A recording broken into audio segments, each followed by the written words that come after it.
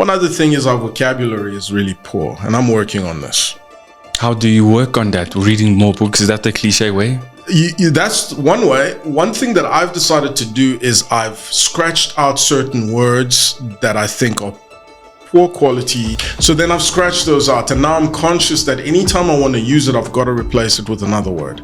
So we've got to improve our vocabulary. For me, I've scratched out a few. Amazing is one of them. I use amazing all the time. So now I scratch amazing out. So what do you use? Phenomenal. Phenomenal, wonderful, intriguing. It's just forcing me to use other words because amazing became this word that I use for everything. Mm-hmm. Yes, people, welcome back to another episode of In Conversation with Rudy Samuel. So I had Mr. Landry come before, but we felt like we didn't really dive deep into, his knowledge and his capabilities.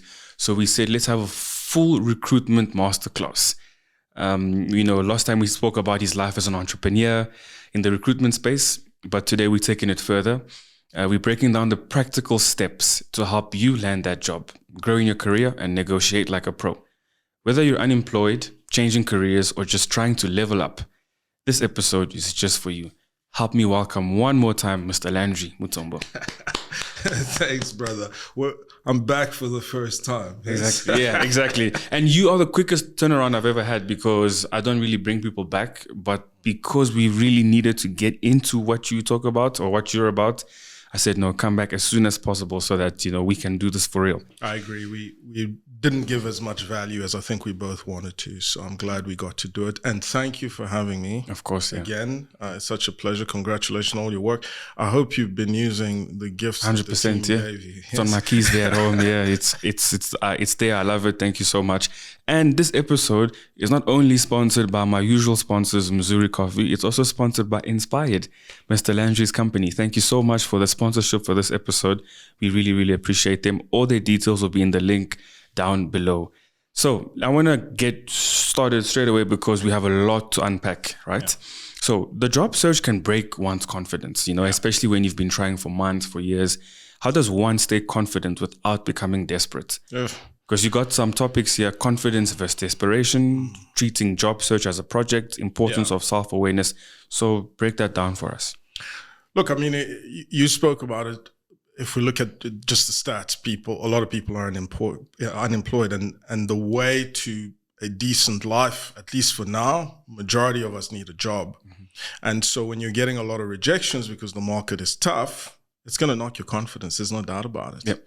And so, how to manage that? For me, the best thing is to continue to hone in on your skills one way or another. So if you can volunteer, if you can continue to work, if you can study, if you can take on some free classes whilst you're taking on your job search, and it keeps your mind sharp. It's being idle, the rejections will get to you, and we're only human. We start to wear that rejection, and then it hurts us in interviews. Talk to me about treating a job search as a project. So what a lot of people do is they job search is haphazard. They do it as and when. I recommend, if you're in the market, treat it like it's your job. Get a routine. You search at a specific time. You respond to emails. You set up you get a schedule and treat it like a project. And then manage your outcomes, right? How many CVs are you sending to one place? What is your response? There's nothing, we get this all the time at InspHired. You phone somebody and say, hey, listen, I want to invite you for an interview. You sent me your CV. And the first question they ask is, where are you calling me from? So a lot of people don't even track where they sent their CVs because it's just, let's throw everything out there and hope somebody will call me. But if you track everything, InspHired recruitment on this date, this is the job. When somebody calls you and says InspHired recruitment, I remember I sent you my CV on this date. So there's got to be some structure to your job search. Otherwise, it's haphazard and people don't follow up. They don't go through, the motion of what a proper job or project would be, and then they get lost in the applications. Okay. And what about the importance of self-awareness and knowing your value when you're applying for a job? Because, fine, you can know your value, you can be self-aware, but if you don't get a response, you don't have the job. So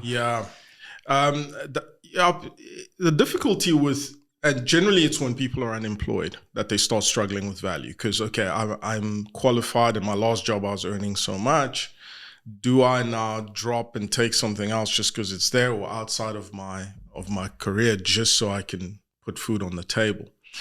And for me, I think it depends on the individual, but the way that I see it, you've got to understand what's important to you. And most importantly, you've got to communicate that in your interview process. Some people don't drop their salary demands or what they want. They'll tell you, Rudy, this is what I'm worth and you got to pay me that. What you don't want to do, and some people say, I'll take anything. I think it's on your preference. True. What's important is for you to know where you fall, and self-awareness again. Because if you're going to come in and say, this is what I want, and I say, sorry, we can't afford you, and like, okay, well, let's negotiate. Now you're seeming desperate, and so you're changing your tune. So know where you want to be clear about that. And then when you make that call, you got to kind of stick to it and go through it. So for someone watching right now feeling, hopeless and is unemployed, what's the first mental shift that they need to do today? Sure. Where does, the war in your head, and I spoke about this a little bit earlier, comes from not feeling useful. And that's why a lot of people that are in jobs tend to get jobs.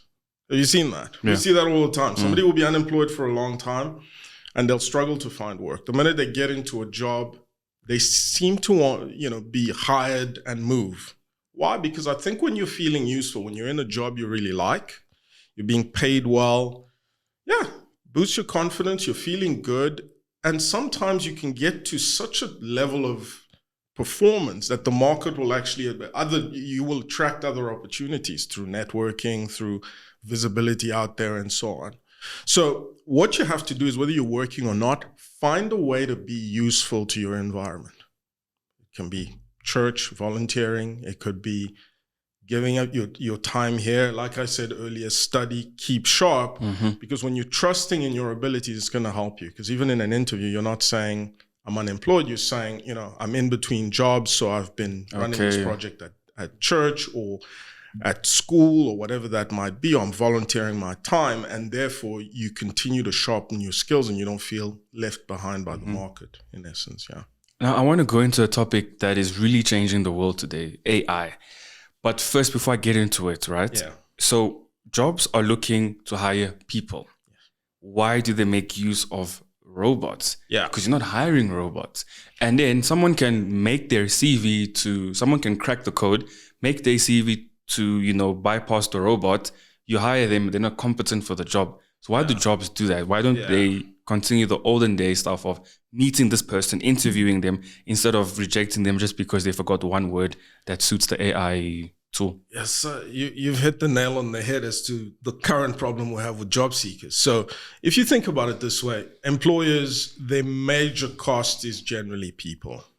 If you look at most companies and you see, besides, if they have huge commodities and that they're selling and moving, it's generally their labor force. And I think most employers, if they didn't have to hire people, they wouldn't. Okay. Yeah, that's a good point. That's a great point. I think people can be a bit of a grudge for employers. So with that in mind, employers try to limit not only how many people they bring in, but in our context, if we put out a job ad, we put out something at an entry level, we get dozens, if not hundreds of applications.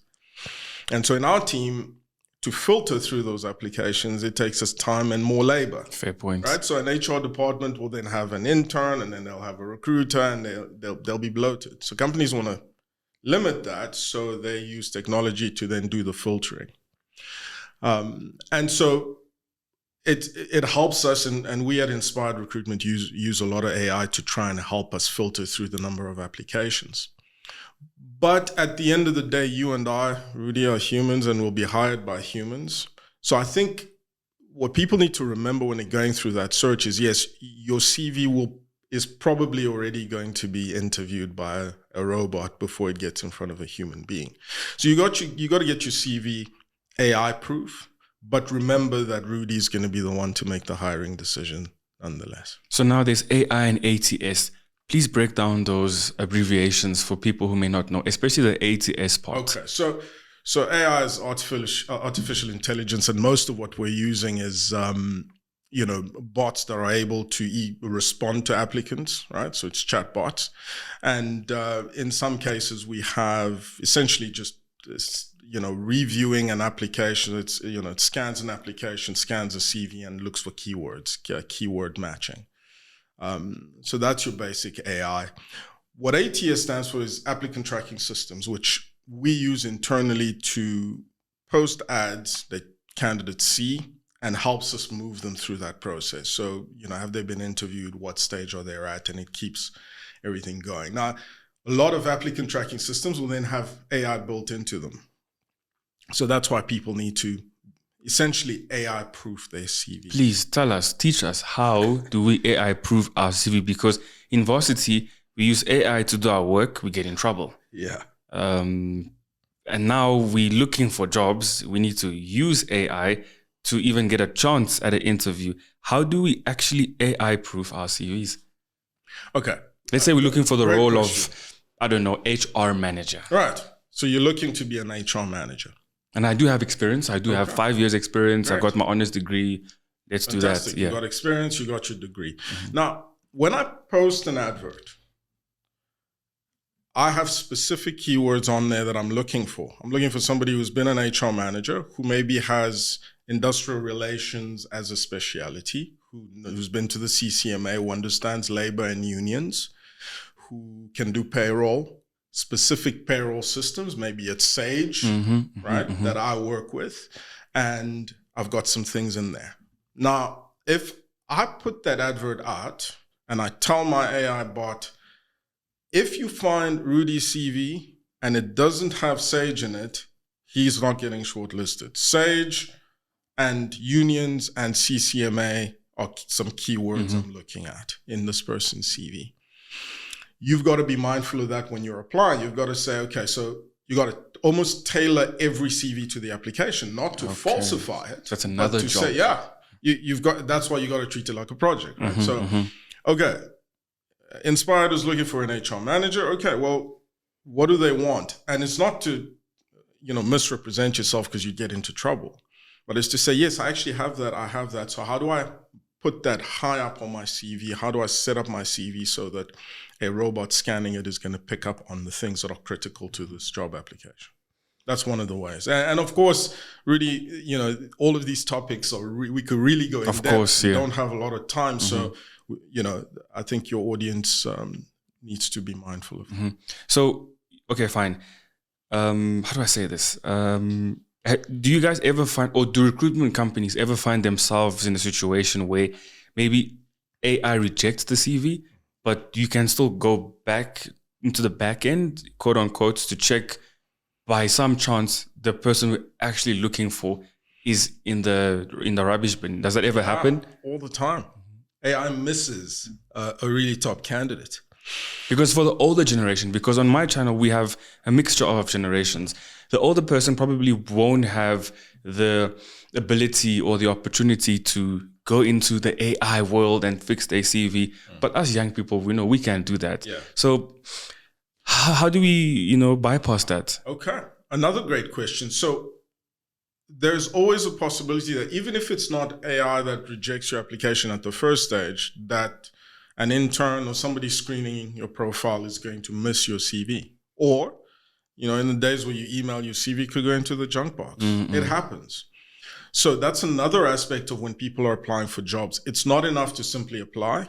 You have to follow up with a phone call. There's a follow-up segment later. And so if you're confident that this is the role for you, in fact, if I were looking for work today, I wouldn't solely rely on sending my CV to someone. Who am I sending it to?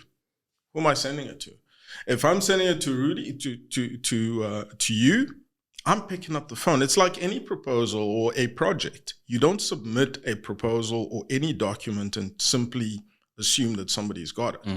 Pick up the phone and say, hey, Rudy, did you receive my CV? Have you reviewed it? If not, when can I get some feedback? And the good thing is, even if your profile's been missed, but you get on the phone and you talk to somebody, they might say, oh, I got a call from Landry today. What is going on? Let me maybe see where his application is. And I think a lot of people don't understand that break. You've got to assume that somebody might miss something on your application. On the same topic, LinkedIn. This thing is becoming more and more important. I got a friend of mine, I was talking to them a couple of weeks ago. Yeah. Their job is to just scan for people on LinkedIn. So how important is LinkedIn and your presence on it, as well as the CV and the AI stuff? Yeah, very, very important.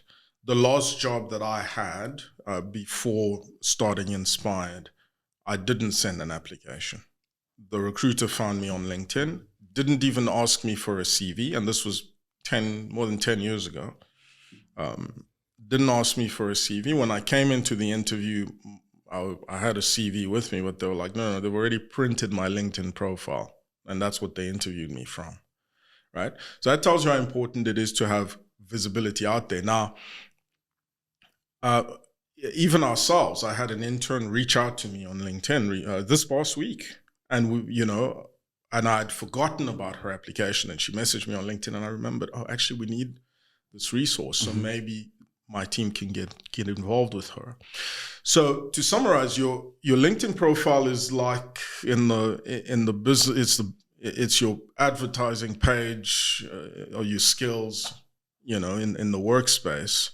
And not only can people get you there, but if you're doing any good things, your projects, anything that you do, you want to put it on there, because you don't know who's watching your feed. Yeah. And somebody sees, Rudy's winning at this podcast. We really want to get in and get involved with him. So LinkedIn is critical. Obviously, we don't want to make it more important than it is, but it's certainly one of the tools that you should keep up to date, and you should make sure you follow all the right steps. Your picture is right, you keep it professional, and you definitely put out all your successes on there. So obviously we've done now the interview, the CV, the applications and stuff. Now I want to get to the interview place. We're scheming through this because of time, but we hope that, with your knowledge and understanding, you can maybe get something from this. So, we've done all the hard work to get ourselves into the room now. And this is where I feel like a lot of people lose it. Yeah. So what actually separates a good interview from a great interview? Another really important thing we need to discuss today, Rudy, what we have to remember is that the interview is what we measure as, I think, the most important point in your job search or in our process when hiring. It's the job interview. Because like you said, what happens by the time you're interviewed? Somebody's seen your profile. They like it. Otherwise, they won't waste their time interviewing. Yeah. So you've done really well in that sense. So they've looked at your profile. They think you can do the job.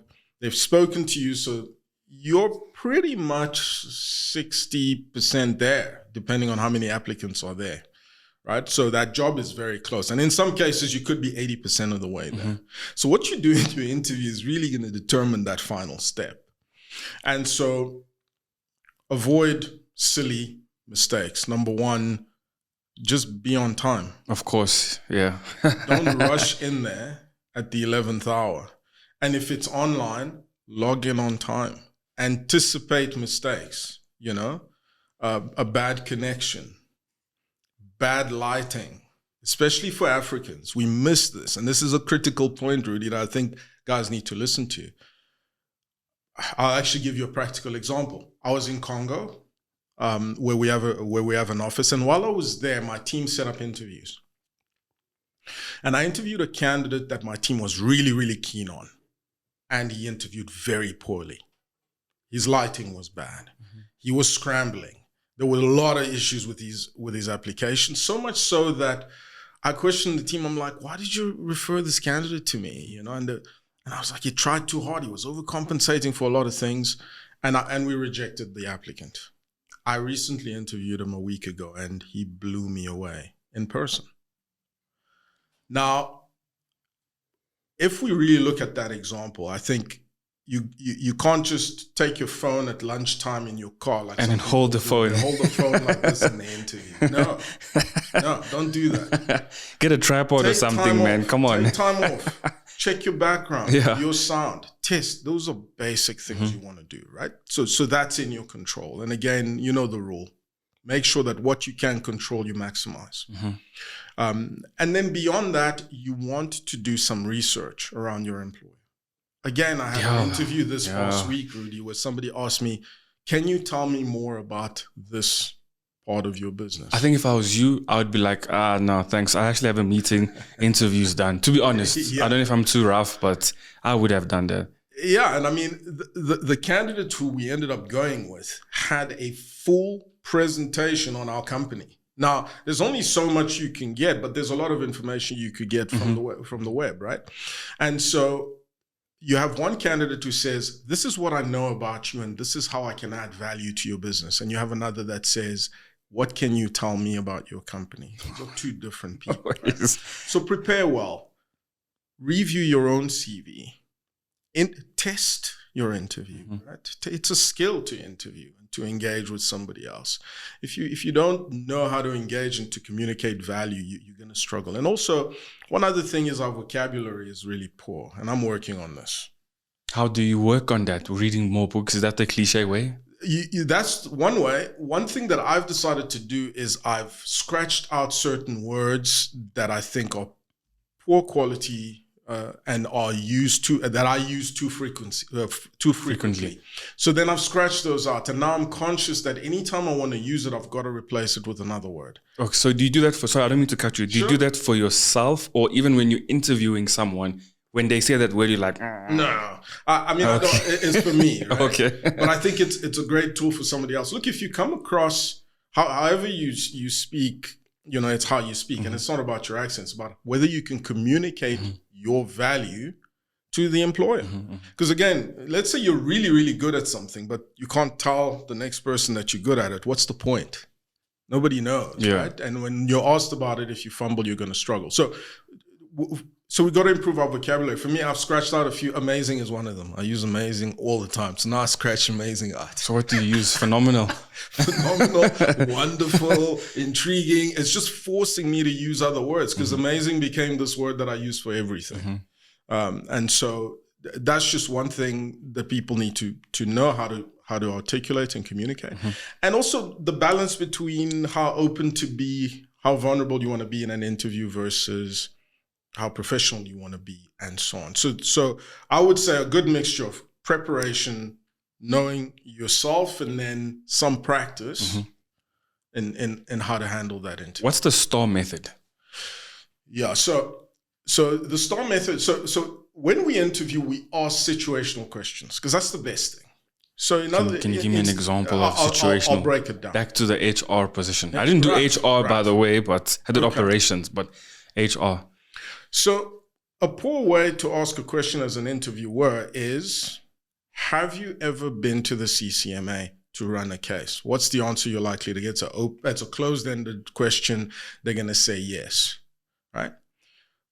Situational questions is, okay, as an HR manager, tell me about a time when you had an HR matter or a union matter that became difficult. So now I'm asking you to tell me about a situation. And the STAR method responds to that, right? You respond to the situation, what it was that you did, the tasks, the action, right? And then whatever the outcome. How you solved it, right? yeah. What does the STAR mean? So the S, I think, is for the situation. T is for task, action, and then the results thereof. That's the STAR method. So all you want to remember in that is that I'm telling a story. What was happening? What was the problem? What did I do about it? And what was the outcome, good or bad? If you learn to respond to questions like that in an interview, I think you give your interviewer a lot more information about the situation, and they can assess your skills a lot better than just, yes, I can do this, or no, I can't do that. And what about reading the room and showing curiosity? Because I don't know the person who's interviewing me. So if I'm too curious, I could come across as, this guy's pushing too much. But if I'm not so curious, they'll be like, he's not interested in working here. What's the balance? Yeah, and you do get that all the time. The balance, most employers or interviewers at some point will ask you, do you have questions for us? So you have to remember that when you're interviewing, they're interviewing you, and in some ways you're also interviewing them. It's like a two-way interview. And at the end of every interview, you've got to prepare some questions for the interviewer, for the potential employer. Don't go to an interview and say, I have no questions. Prepare some questions. Can I have like 3 examples, of like what's a good question? For example, we are big on, like the youth today is big on culture in a workplace. Yeah. Everyone is against toxicity, and rightfully so. I'm fully against that too. But can I ask a company, for example, what's your culture? So like my question is, what are 3 good questions to ask a company? That's a great question. Okay.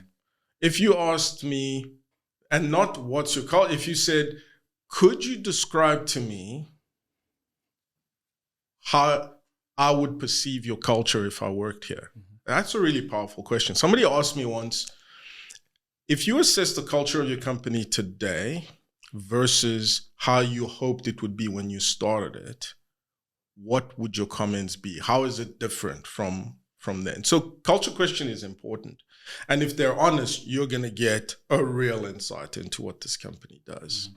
One of the questions that I think is great, but it's beginning to be overused, I get it all the time because I think it's being prompted by a lot of interview preparations, is, Rudy, if you were to hire me, what would success in my role look like in a year's time? What would make you say I was successful or I wasn't?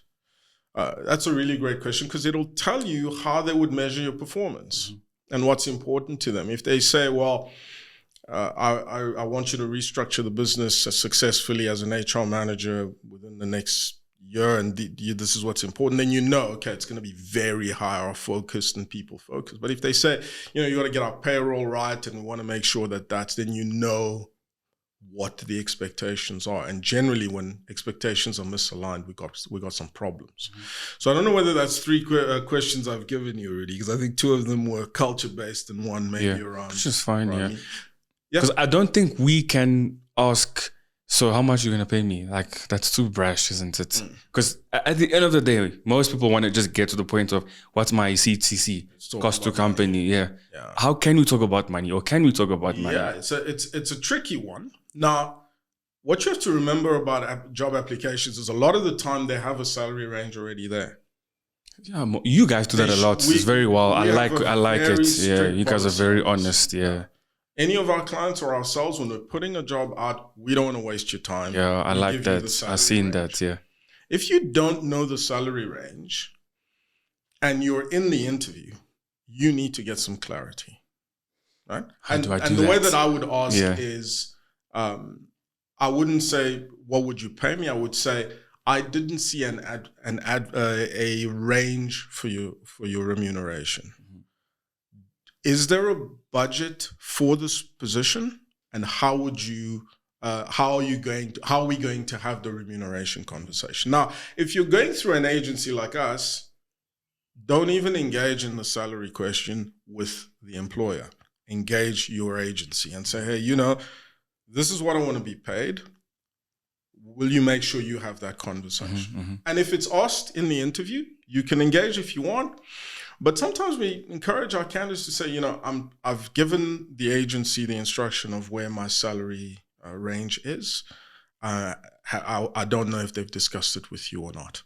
But yes, I would ask it if there's no clarity. Because the last thing you want, and we've seen this, you go through 3 interviews, assessments, verification checks, and then you get an offer that's just unacceptably disappointing, and that's not okay. You want to try to clarify that. On the last point of interviews, why do we have 3 rounds of interviews, for example, or 4, and then assessments? Okay, the assessments, I get it, and the criminal checks, that part, okay, cool. But why 3 rounds? Let's say that you've maybe chosen 10 people. I think by the first round, you already know my top 3. Why 2, 3, sometimes 4? Yeah. What people have to remember, and again, it's a great question. It's very frustrating for candidates. But what you have to remember is, number 1, companies have politics within them. And who people hire is generally a contentious issue, right? I might want Rudy, but my boss wants somebody else. Politics. There are internal politics, right? So what you have to remember is that, and sometimes there are different camps within companies or different departments within companies. So now you have the HR person who has a specific mandate, and then you have the operations head or whoever is going to be managing this person maybe has a different view of where this role could be.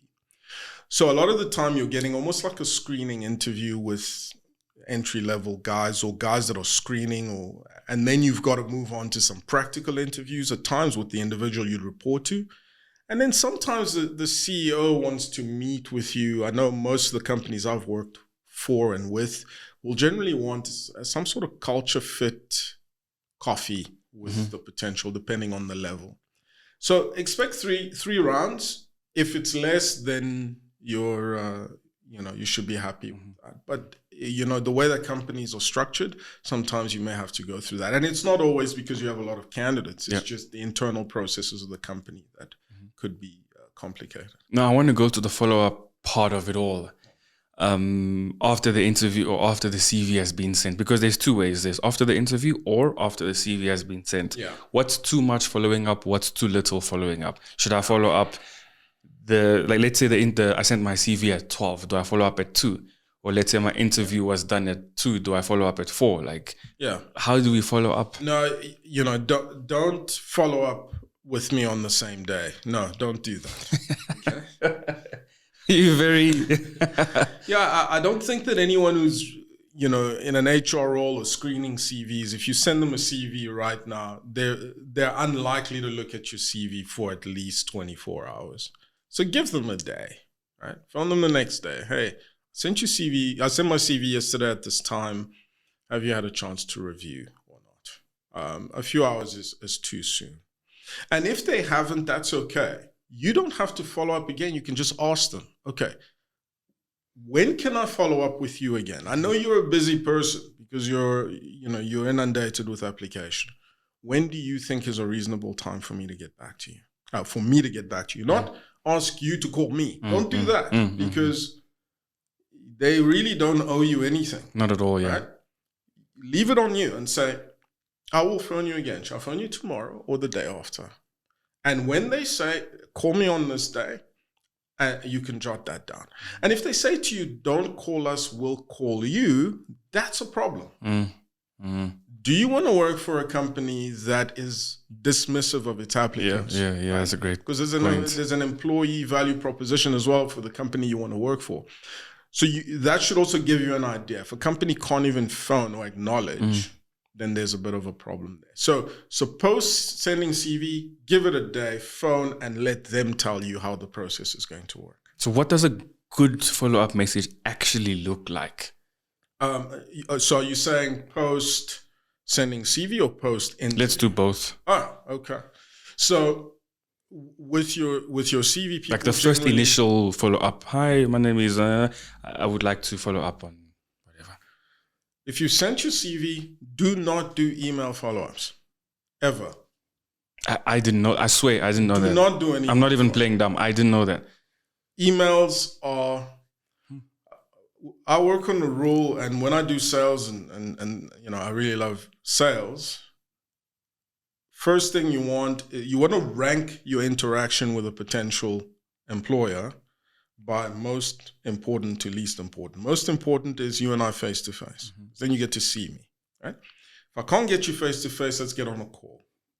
If I can't get you on the call, then I'll send you an email. Emails do not portray emotion. I don't know what you sound like. You're just the name on my screen. Bad idea. You sent your CV, make contact, and then push for an in-person contact or a virtual one if you're able to. So post sending CV, no emails until you've had your interview. Post your interview, it's important to send a thank you email. Very, very critical. Oh, okay, interesting. You have to send a thank you email post every interview. I'll tell you quickly that I had a candidate a couple of, maybe 6 months ago. I interviewed 3 really strong candidates.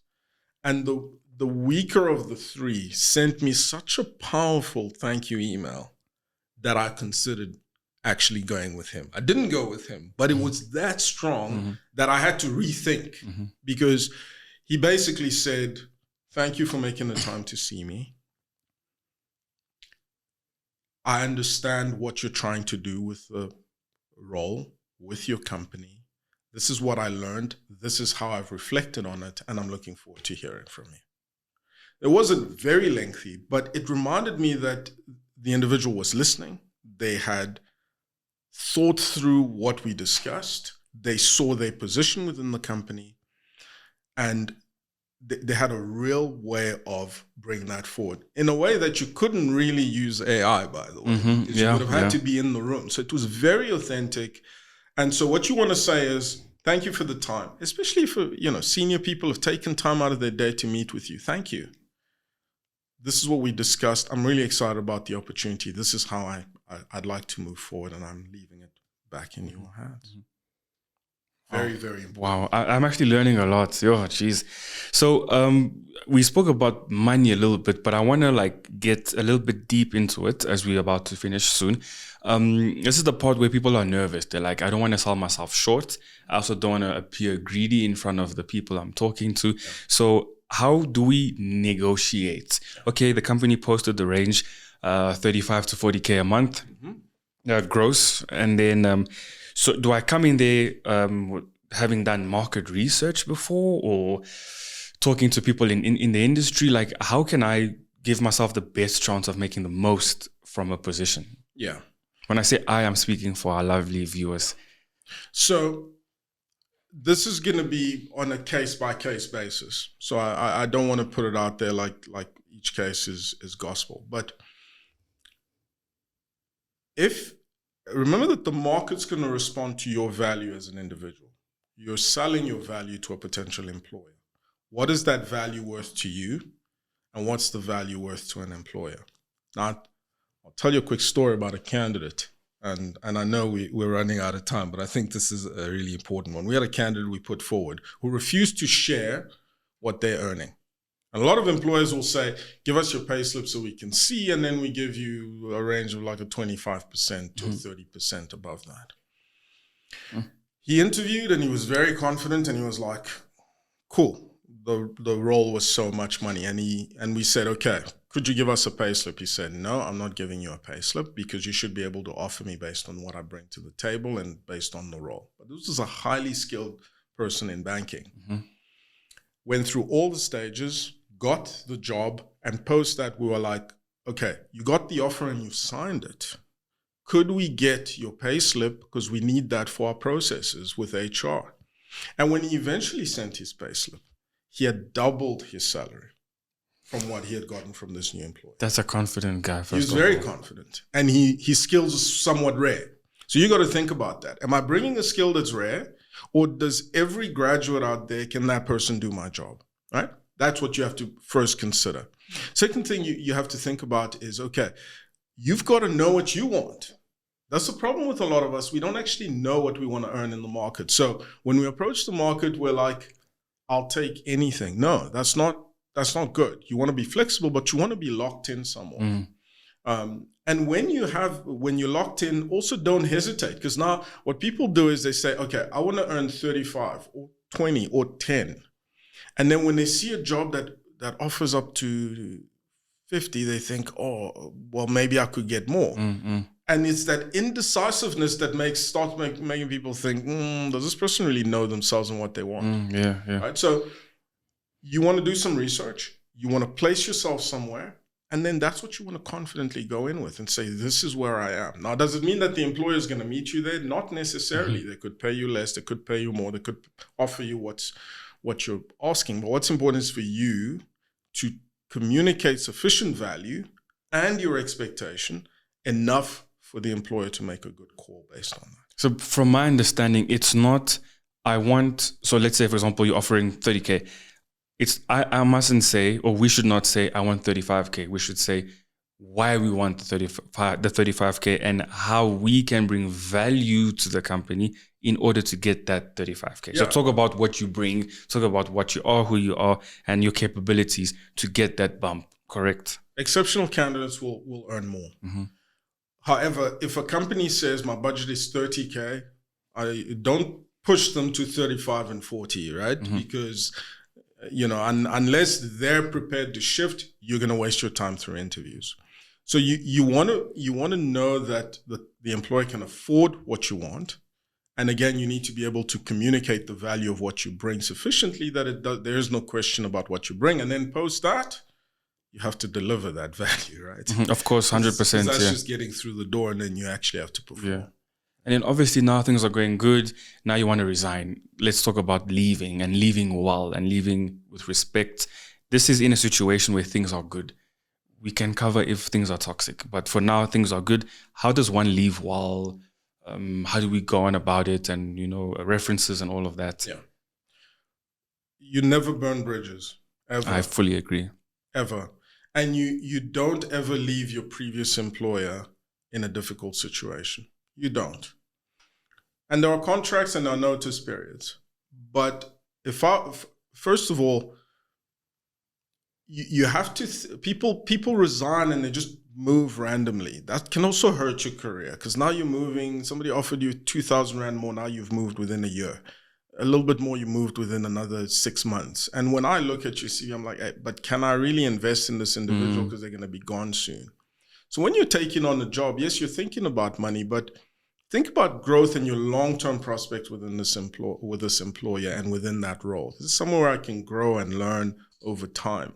And if you found that and you're going on a project and a purpose-filled career rather than just jumping where there's the next cent, you're going to struggle, right? So if you're going in that direction, then there'll be hopefully some good things with your employer, and you don't want to burn that, right? So you're mid-project, I would approach my employer. In fact, unless if I were in a job, I'd have a very clear plan. This is where I'm going. If somebody comes with a better prospect that changes that, I will consider it. And then I'd sit down with my manager and say, hey, I'm on the way out. I know that this is my notice period, but would this be okay for me to, what are your thoughts in terms of my handover period, right? And you want to make yourself available in terms of your notice period so that there's a decent handover to the next person. If your new employer is pushing you and telling you just leave and come, forget your notice, big question marks there. Of where you're going, yeah. Because I would say to you, okay, when can you start? Speak to your current employer, because there's nothing worse than leaving a mess where you're going. 100%, yeah. And how do we know then how you're going to leave your new employer in the future? It's because, past behavior generally predicts future behavior. So you want to leave gracefully. And also, just to send a resignation letter is not great. Hopefully you have a good relationship with your manager. So you want to sit them down and say, hey, listen, I have found work and I'm on the way out. I'm letting you know before I send you this email or this resignation letter. And when you write the resignation, in some cases we can help you write it as the agency. But you want to be respectful, even if you don't really get on or like your manager and things have soured. Written communication never dies, so you want to keep it professional always. Thank you for the time. I appreciate it. If there's anything you need, I'm available to make a smooth transition. I've appreciated the time here. Cheers, I'm out. In some way in terms of your resignation letter. Because people think, I'm leaving, I'm going to stick it to my old boss. It just, it doesn't work that way. You're just shooting yourself in the foot. You could run into those people later. You could, yeah. Boardrooms are funny places. Yeah. You might find yourself in that situation. So you want to be cautious of that. And starting the new job, how do I get into the new place? Do I come with a lot of confidence? Do I come as a timid person? Do I come and say, I'm here now, listen to me? Like, how does it work? Depending on, where you are in the food chain. Yeah. Preparation first, right? Great candidates will contact you, the manager, a week before they start and say, Rudy, I start in a week. Or sometimes the company's HR will phone and say, everything is everything still on track? You're starting on the 1st or the 3rd of November. Best thing to do is say, I'm excited to start. What do you need me to prepare? Is there anything I need to bring on my first day? Is there any material you'd like to send me that you want me to prepare about my induction, training? Can I do some research so that on day one I'm ready to rumble? You say that to a potential new employer, it's a game changer. They're like, I'm getting the best of the best here. They haven't even started yet and they're already wanting to learn and get ready for the job, right? And then you want to, before you start, get into contact as to what the expectations are. And when you start, you want a balance of confidence and humility. You got to be confident. They've hired you. They've backed you. You're going in there because they want you. But at the same time, you're there to learn and grow. And that's the most critical thing you want to have. And that's the attitude you want to have right through your career. You never arrive. You're never the finished product. You're always learning so you can grow.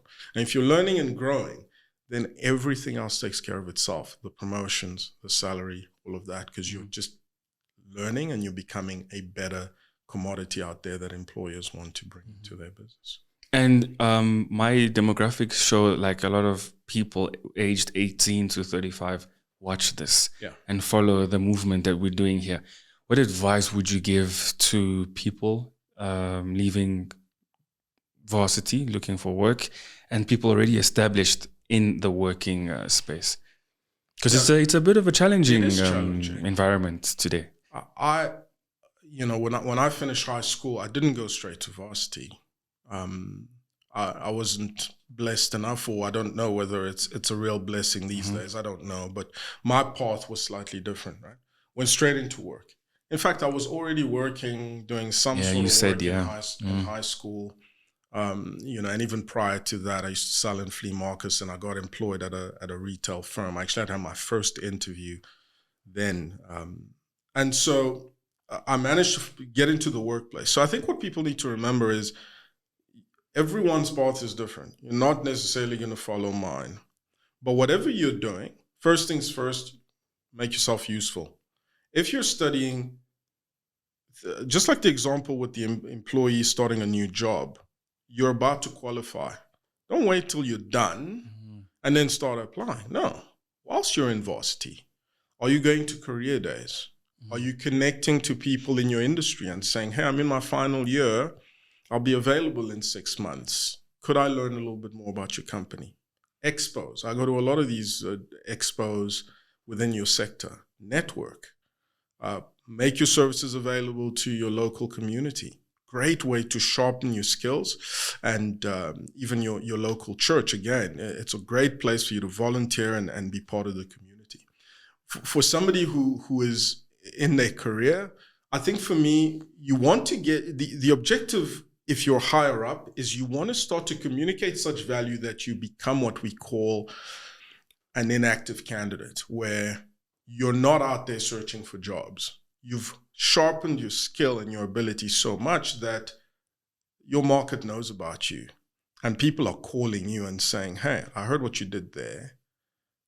What are we, is this a project I could bring to you? And when you start focusing on yourself so much that you bring that level of value to the market, you change the game. You become an attractive candidate rather than somebody that you're searching for the next opportunity.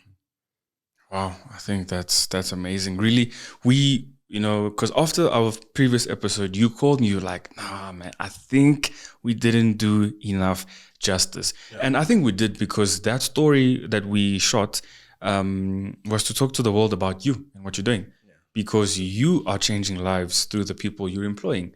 You're putting food on the table, you're helping people create something for the next generation in their life. And I think that's something to speak about, that's something to show off. But this as well, this masterclass is what I called it. I think it's also going to help people to also change their lives. So you see, you're still impacting people, even though you're not physically touching them or physically around them.